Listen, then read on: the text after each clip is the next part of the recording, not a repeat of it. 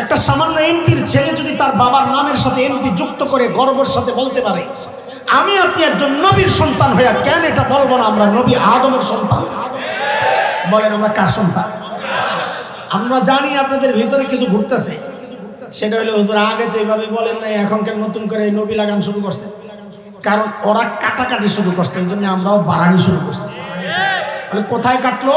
বলে মানুষ গণনার আগেরকার সিস্টেমটার নাম ছিল আদমশুমারি। কি ছিল? আদম যুক্ত ছিল কিনা? হঠাৎ একদিন দেখি আদম নাই, হয়ে গেছে জনশুমারি। কাউকে জিজ্ঞেস করেছেন আদম কেন কাটলেন? করেন নাই। এগুলো আপনাদের মাথা ব্যথা না, মাথা যাদের আছে তাদের ব্যথা করে। আপনারা জিজ্ঞেস করেন নাই কেন আদম কাটা হয়েছে? আদম কাটা হয়েছে কারণ তাদের মাথায় সমস্যা। তারা বিজ্ঞান দিয়ে বুঝতে পেরেছে আমরা আসলে কোনো মানুষের ছেলে সন্তান নাকি আমরা বানর থেকে আসছি। এই গবেষণায় মাথা উড়ে গেছে। একজন গবেষক ছিল চোর বিজ্ঞানী, বড় মুসওয়ালা। সে লম্বা সময় চিড়িয়াখানায় ছিল। 300-400 বছর চিড়িয়াখানায় থাকার পর হঠাৎ সে লক্ষ্য করলো তার পেছন দিয়া তার লেজটা গায়েব হয়ে গেছে। আবার কয়দিন পর দেখলো একটু সোজা হয়ে গেছে, শরীর থেকে পশমগুলো, চেহারার মধ্যে মানুষের একটা ভাব আসছে। সে বাহিরের দিকে তাকায় দেখে আমি আর ওরা তো একই রকম। তো গেটের কাছে আইসা দিছে এখনকার, কি বলে, আই এম জাফর ইকবাল। ওই বানর কি বলেছে? কথা বলেন না আপনারা? বানর কি বলেছে? I am Jafar Iqbal. আপনাকে সেই পলাতক নেত্রী চিনি চিনি। এক পিসাবের লোক তো এরকম বউ সবসময় খালি লেগেই থাকে, আসলে খালি খোঁচায়। একদিন আসছে পিসাব, বউ দিছে এক চিৎকার, আহারে আল্লাহ! পিসাব এমন ভাবে বললা আমি তো চলে যাবো। কি সমস্যা? আজকে এক দৃশ্য দেখে আমার কলিজারা ছিঁড়ে গেছে।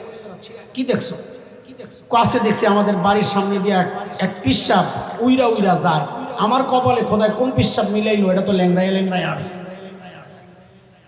তো পিসাব বলে, হারে পোড়া কপাল, এতদিন মনে করছিলাম তোর দিল নষ্ট, এখন দিয়ে শক্তিও নষ্ট। বলে কেন?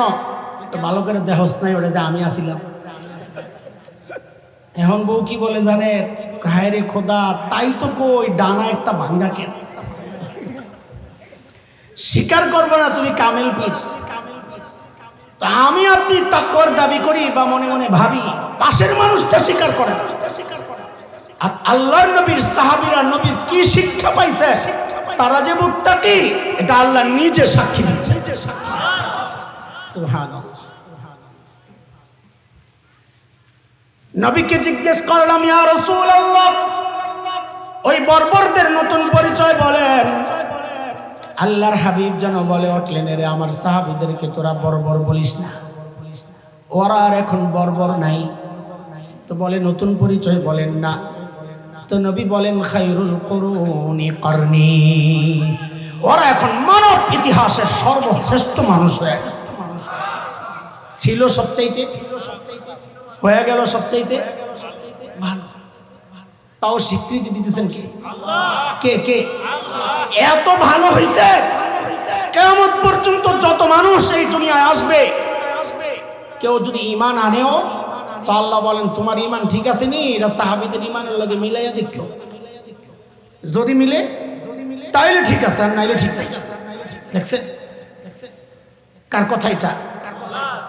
فَإِنْ آمَنُوا بِمِثْلِ مَا آمَنْتُمْ بِهِ فَقَدِ اهْتَدَوْا وَإِنْ تَوَلَّوْا فَإِنَّمَا هُمْ فِي شِقَاقٍ।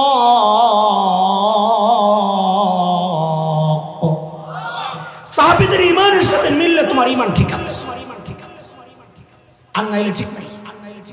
আমিনু কামা আমানান নাস। উম্মতকে আল্লাহ বলতেছেন, আল্লাহ তাআলা মানুষকে বলতেছেন ঈমান আনো তাদের মতো, ওই আল্লাহর নবীর সাহাবীদের মতো। এতটা পরিবর্তন হয়েছে। আমরা অপরাধ গোপন করি, তাই না? যদি বলা হয় এই অপরাধের কারণে তোরে ফাঁসি দিবে, তাহলে কেউ আর ওই অপরাধ স্বীকার করবে? বলেন করবে? কিন্তু আল্লাহর নবীর সাহাবীরা নবীর শিক্ষা পায়া ওই মানুষগুলোর পরিবর্তন দেখেন ছিল কি, কত ভয়ঙ্কর। সেই মানুষগুলো আখিরাতের ভয় কলিজায় কি ঢুকছে।